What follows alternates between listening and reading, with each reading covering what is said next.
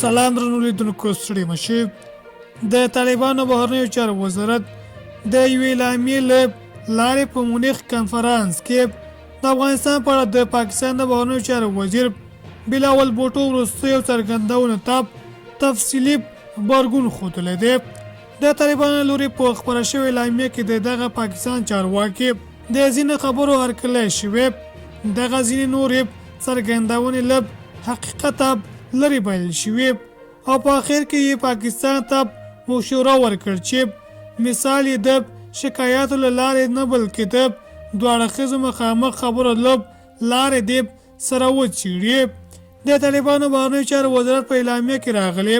په مونیخ کنفرانس کې د پاکستان د بهرنیو چارو وزیر ښاغلي بلاول بوټو د هغو خبرو هرکلی کړی و چې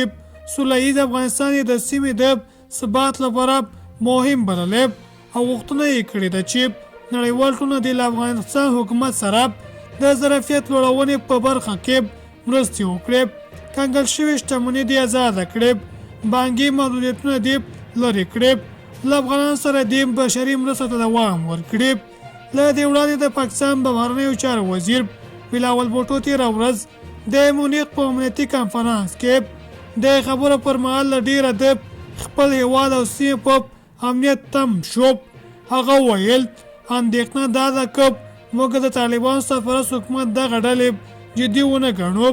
او د ترهګرۍ خپلو ځپلو کې خپله اراده ټینګه ونه ښیو نو دوی به په سیمه کې ترهګرۍ رامنځته کړي. موږ لا پخوا د دوی د چارو پراخېدو شاهدان یو.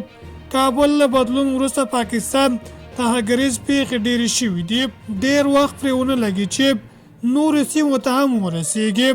هغه ټینګار وکړ سره دی چې پوهېږي د پاکستان دښمن په افغان خاوره کې دی، خو پاکستان به کله هم پر افغانستان د برید زړه ښه نه کړي او د هغه پر ټکو د کوم یرغل تېروتنه به ونه کړي.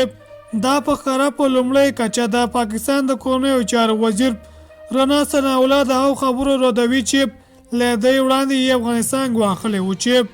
د اړتیا په صورت کې به په هغه هیواد کې عملیات وکړي.